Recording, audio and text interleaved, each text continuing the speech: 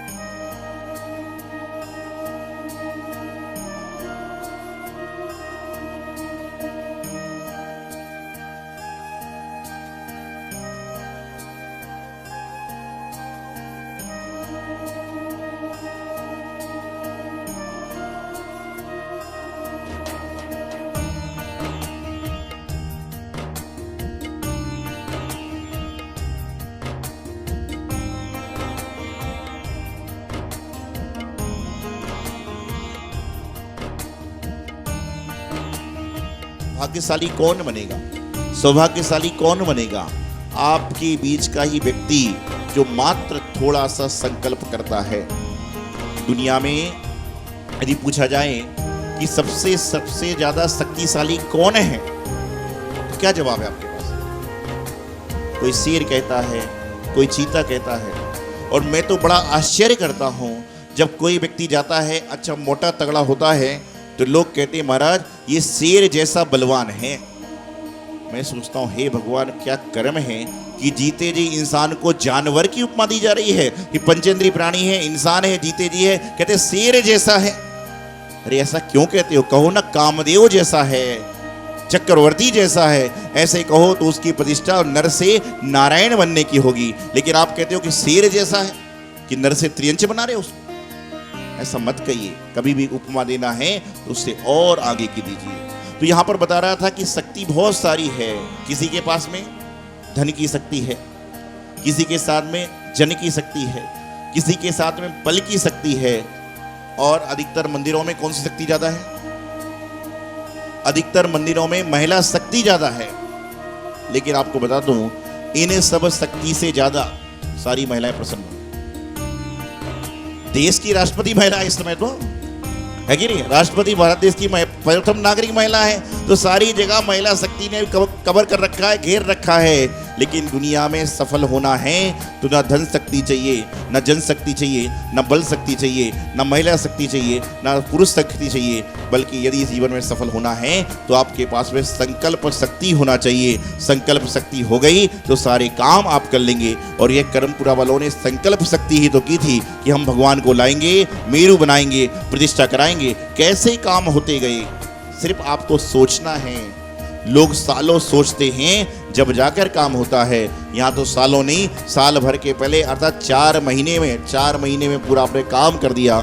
आयु कहना चाहिए कि 80 और 81 प्रतिमा विराजमान होंगी और 81 दिन में ही आपने प्रतिष्ठा महोत्सव करा दिया। ये भी आपके जीवन का पुण्य ही तो है।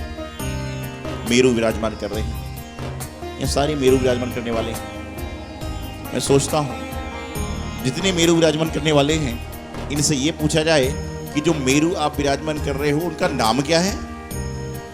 बहुत कम लोगों को पता है। बोले महाराज हमें तो दान के लिए कहा, हमने दान दे दिया।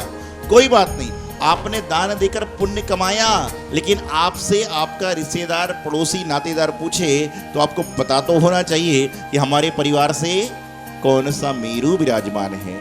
आपने भगवान की प्रतिमा दे दी, उन्होंने शीतलनाथ भगवान की प्रतिमा दे दी। अब उनसे पूछे कि शीतलनाथ भगवान का जन्म कहां पर हुआ है? भैया मेरा जन्म जिंद में हुआ है, मुझे पता है, बाकी किसका कहां हुआ मुझे मालूम नहीं है। आपको बताता हूं कि ये जानकारी प्रत्येक व्यक्ति को रखना आवश्यक है कि आप, कई सारे लोग मेरे साथ में सालों से भक्त हैं। कोई व्यक्ति आपसे पूछ ले कि महाराज का जन्म कहां पर हुआ है, कहां तक पढ़ाई हुई है, नहीं पता। सालों से आ रहे हो, सब कुछ कर रहे हो, भाई जहां पर जाते हो वहां की थोड़ी जानकारी तो होना जरूरी है। आप शीतलनाथ भगवान की, महावीर भगवान की प्रतिमा दे रहे हो, कम से कम इतना तो ज्ञान करो कि उनके माता पिता कौन है, उनका आहार कहां पर हुआ था, उनका मोक्ष कितनी उम्र में हुआ था, ये भी जानकारी करना आपको जरूरी है। पुण्य तो मिल रहा है, लेकिन पुण्य और बढ़ाइए। जब मैं बात कहता हूं तो आप कहोगे महाराज जी क्या करें, याद ही नहीं होता।